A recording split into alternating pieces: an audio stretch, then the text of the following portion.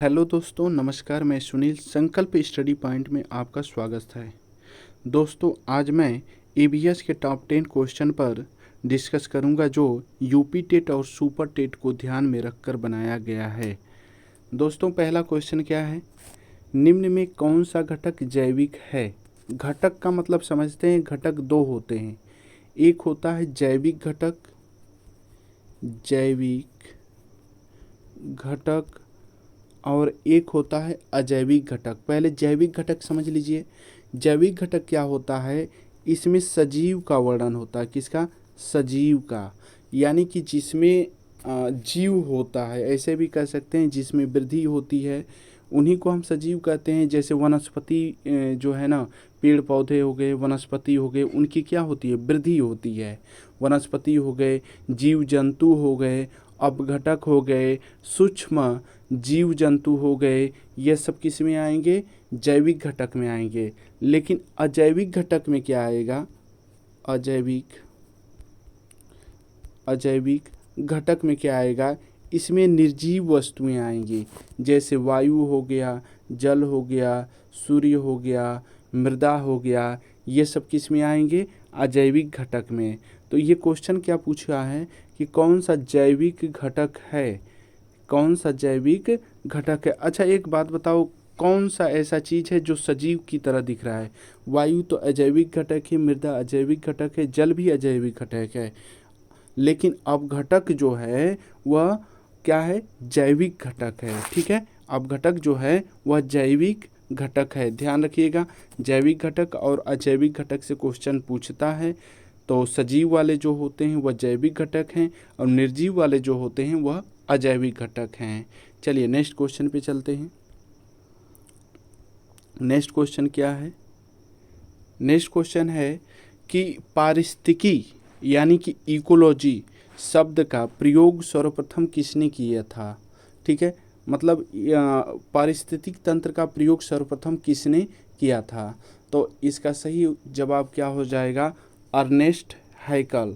Ernest हैकल होगा। ठीक है, अर्नेस्ट हैकल। ठीक है, अगर यहीं पे पारिस्थितिकी तंत्र हो जाएगा ना, यानी इकोसिस्टम रहेगा, तो उसको उसकी खोज जो किए थे वह टांसले ने किए थे। किसने किए थे? टांसले ने। अगर मैं कहूँ कि 10% जो है ऊर्जा प्रवाह नियम किसने दिया था, तो वो किसने दिए थे? लिंडेमान जी ने दिए थे। कौन? लिंडेमान ने। और जीवित कोशिका की खोज किसने की थी? ल्यूवेन हाक ने। ठीक है, जीवित कोशिका ल्यूवेन हाक ने। 10% जो है ऊर्जा प्रवाह नियम जो दिए थे वो लिंडेमान ने।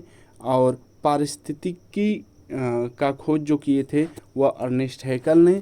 और फिर उसके बाद पारिस्थितिकी तंत्र का खोज जो किए थे वह टांसले ने किए थे। ठीक है, चलिए नेक्स्ट क्वेश्चन पे चलते हैं। नेक्स्ट क्वेश्चन क्या है? निम्न में दाब का मात्रक है। अच्छा, इसमें दाब का मात्रक पूछा है ना, तो इसका सही जवाब क्या हो जाएगा? पास्कल। ठीक है, अच्छा, डेसिबल किसका माप होता है? डेसिबल, डेसिबल होता है ध्वनि का मात्रक। ध्वनि का मात्रक होता है, यानी कि ध्वनि को मापने की इकाई क्या है? डेसिबल है। ठीक है, अच्छा, पार्सेक किसकी कौन सा मापक है? ठीक है, यह दूरी का मापक यंत्र है। ठीक है, किसका है? दूरी का।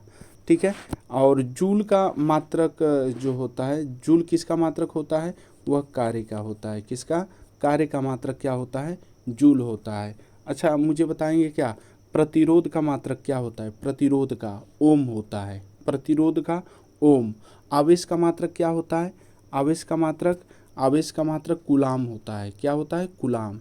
धारा का मात्रक क्या होता है? धारा का मात्रक क्या होता है? एम्पियर।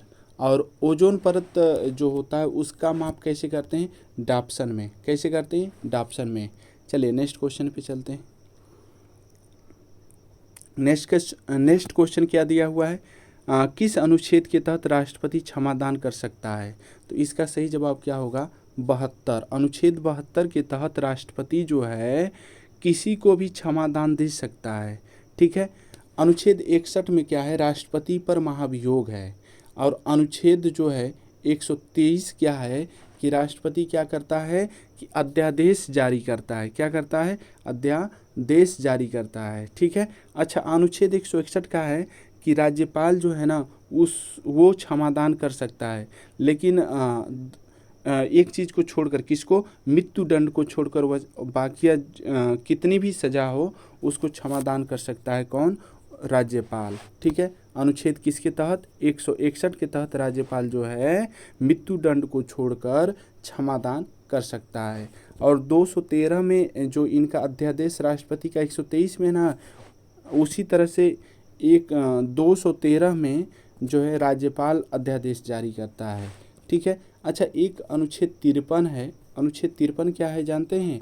राष्ट्रपति जो होता है ना वह कार्यपालिका का प्रमुख होता है, यानी अध्यक्ष होता है। ठीक है। चलिए नेक्स्ट क्वेश्चन पे चलते हैं। नेक्स्ट क्वेश्चन क्या है? जब संविधान लागू हुआ तो 8वीं अनुसूची में कितनी भाषा थी? इसका सही जवाब क्या होगा? 14 भाषा थी। लेकिन वर्तमान समय में 8वीं अनुसूची में कितनी भाषा है? 22 भाषा। जब संविधान लागू हुआ था तो उस समय 8वीं अनुसूची में 14 भाषा थी, लेकिन वर्तमान समय में कितनी भाषा है? 22 भाषा। ठीक है।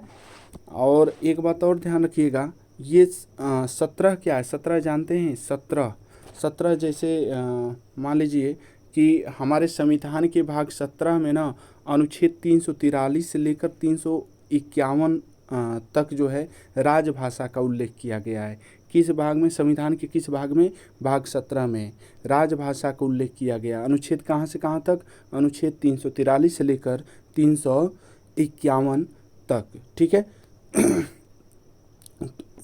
और इसमें थोड़ा सा देख लीजिए, 18 क्या? 18 तो आप लोग जानते हैं बोली है, बोली। ठीक है। मैंने हिंदी में पढ़ाया हूँ कि बोली कौन कौन सी होती हैं, कौन उपभाषा होती है। ठीक है।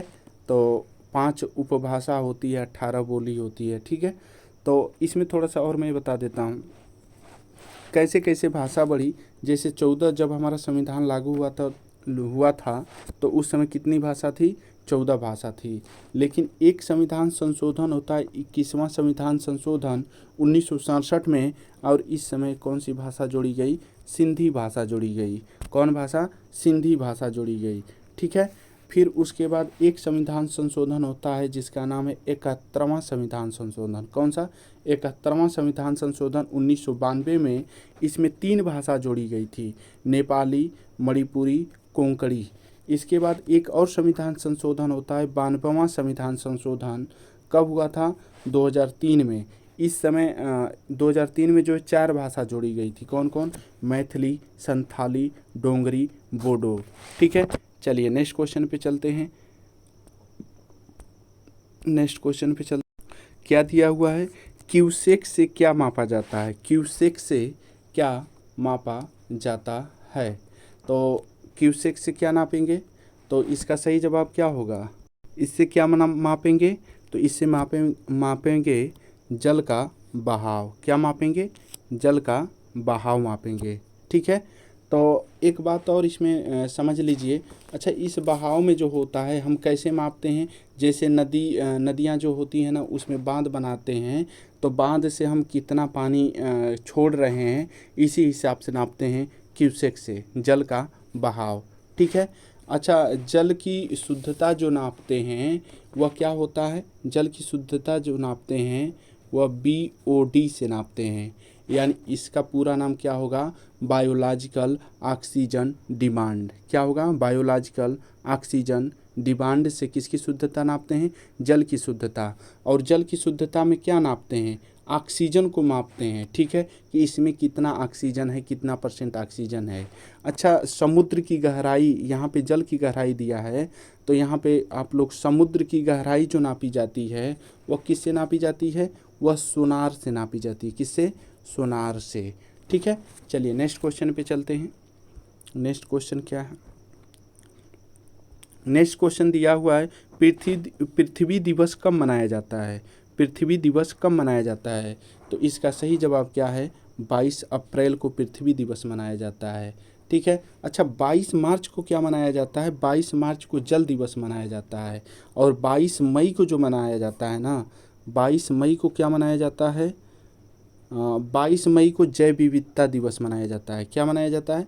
जैव विविधता दिवस मनाया जाता है। जैव विविधता दिवस मनाया जाता है। ठीक है, और 8 मार्च को क्या मनाया जाता है? महिला दिवस मनाया जाता है। 8 मार्च को महिला दिवस मनाया जाता है। अच्छा, 5 जून को क्या मनाया जाता है? पर्यावरण दिवस। 5 जून को पर्यावरण दिवस। 11 जुलाई को बताइए तो जनसंख्या दिवस। 11 जुलाई को जनसंख्या दिवस। 21 फरवरी को क्या मनाया जाता है? 21 फरवरी अंतर्राष्ट्रीय मातृभाषा दिवस। क्या? अंतर्राष्ट्रीय मातृभाषा दिवस। 28 फरवरी को क्या मनाया जाता है? विज्ञान दिवस। और 4 फरवरी को विश्व कैंसर दिवस। चलिए नेक्स्ट क्वेश्चन पे चलते हैं।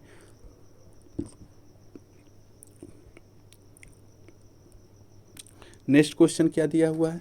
नेक्स्ट क्वेश्चन दिया है कि ओजोन गैस किस मंडल में पाई जाती है? ओजोन गैस किस मंडल में पाई जाती है? वैसे आप लोग जानते होंगे कि जो मंडल होते हैं वह 5 होते हैं। कौन कौन होते हैं? मैं बता देता हूँ। एक क्षोभ मंडल होता है, एक समताप मंडल होता है, मध्य मंडल होता है, फिर आयन मंडल होता है, फिर बहिर्मंडल होता है। ठीक है, तो क्षोभ मंडल में जो होता है ना, ये क्षोभ मंडल में इसमें जो जितने भी बारिश की घटनाएं होती हैं, जैसे बादल का गरजना, बादल का बरसना, आंधी का आना, तूफान का आना, तो ये सब किस में होते हैं? क्षोभ मंडल में। लेकिन ओजोन गैस किस मंडल में पाई जाती है? तो इसका सही जवाब होगा किसमें? समताप मंडल में। अच्छा, समताप मंडल में जो होता है ना, इसमें वायुयान उड़ती है, जो जहाज होती है वह समताप मंडल में ही उड़ती है। ठीक है, और इसी के समताप मंडल के ऊपरी हिस्से में जो है कौन सा गैस पाया जाता है? Ozone gas.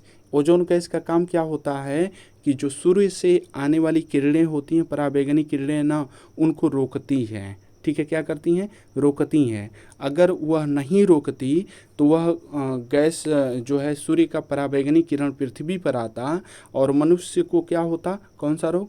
त्वचा रोग होता, त्वचा कैंसर होता। क्या होता? त्वचा कैंसर होता। ठीक है, तो उसको रोकती है। क्या? कौन रोकती है? ओजोन गैस रोकती है। ठीक है, और इसमें मैं बता देता हूँ, ओजोन दिवस कब मनाया जाता है? ओजोन दिवस 16 सितंबर को। ओजोन दिवस कब मनाया जाता है? 16 सितंबर को। और ओजोन को नापने की इकाई क्या होती है? डाप्सन। ठीक है, और ओजोन को नुकसान कौन सी गैस पहुंचाती है?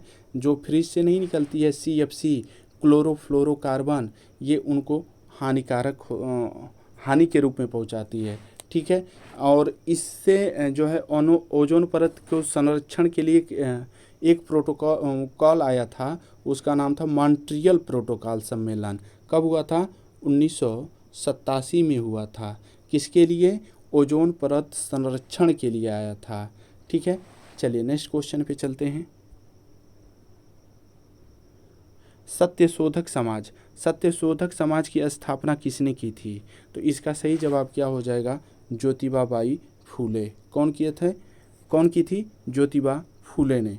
ठीक है, इनकी एक पुस्तक है, याद रखिएगा, गुलामगिरी। ठीक है, ध्यान रखिएगा, इनकी एक पुस्तक है, उस पुस्तक का नाम क्या है? गुलामगिरी। और सत्यशोधक समाज की स्थापना कब हुई थी? 1873 में। कब हुई थी? 1873 में। ठीक है, फिर इसके बाद एक राजा राम मोहन राय जी ने किसकी स्थापना किए थे? ब्रह्म समाज की स्थापना किए थे। आत्मीय समाज और ब्रह्म समाज दोनों की स्थापना की थी। किसने? राजा राम मोहन राय ने। ठीक है, स्वामी विवेकानंद जी ने किसकी स्थापना की थी? तो ये रामकृष्ण मिशन की स्थापना किए थे। कब? 1897 में। किसकी स्थापना? जो है रामकृष्ण मिशन की स्थापना। ठीक है, और आत्माराम पांडुरंग ये प्रार्थना समाज की स्थापना किए थे। कब किए थे? 1867 में। अच्छा, एक और मुझे बता दीजिए, स्वामी दयानंद सरस्वती किसकी स्थापना किए थे? आर्य समाज की। आर्य समाज की स्थापना किसने की थी? तो स्वामी दयानंद सरस्वती ने। कब किए थे? 1875 में। अच्छा, गदर पार्टी की स्थापना किसने की थी? गदर पार्टी, तो इसकी स्थापना जो है 1913 में कि 17 में, मुझे क्लियर नहीं हो रहा है, या तो 13 होगा या तो 17 होगा। ठीक है, देख लीजिएगा। गदर पार्टी की स्थापना जो है वह लाला हरदयाल राय ने किए थे। किसने किए थे? लाला हरदयाल राय ने। ठीक है, चलिए नेक्स्ट क्वेश्चन पे चलते हैं, और ये लास्ट क्वेश्चन है। क्या दिया हुआ? निम्न में विटामिन ए का रासायनिक नाम है। तो विटामिन ए का रासायनिक जो नाम है ना, वह रेटिनॉल है। क्या है? रेटिनाल है। थायमिन किसका रासायनिक नाम है? बी का, विटामिन बी का रासायनिक नाम है। और एस्कॉर्बिक एसिड किसका नाम है? विटामिन सी का। टोकोफेरॉल किसका नाम है? विटामिन डी का। ठीक है, तो और एक मुझे बता दो, विटामिन ई का रासायनिक नाम क्या है? विटामिन ई का रासायनिक नाम क्या है? विटामिन ई का थोड़ा सा मिस्टेक हो गया लग रहा है, थोड़ा सा मैं फिर से बता देता हूँ। विटामिन ए का रासायनिक नाम क्या है? रेटिनाल। विटामिन बी का थायमिन। विटामिन सी का एस्कॉर्बिक एसिड। और विटामिन डी का जो है वह कैल्सीफेरॉल है। डी का जो है कैल्सीफेरॉल है, फेरॉल। ठीक है, और विटामिन ई का रासायनिक जो नाम है वह टोकोफेरॉल है। विटामिन ई का रासायनिक नाम टोकोफेरॉल। और विटामिन के का रासायनिक नाम क्या है? विटामिन के का रासायनिक नाम जो है वह फिलोक्विनान है। क्या है? फिलोक्विनान। ठीक है, तो थोड़ा सा और मैं बता देता हूँ। जो पानी में घुलनशील विटामिन है ना, पानी में घुलनशील विटामिन, उसका नाम जो है वह बी और सी है। बी और सी किस में घुलनशील है? पानी में। इसके अलावा ए हो गया, डी हो गया, ई हो गया, के हो गया, वह किस में है? वह वसा में घुलनशील है। चलिए दोस्तों, मैं अपने वाणी को यहीं पर विराम देता हूँ। ठीक है, थैंक यू, धन्यवाद।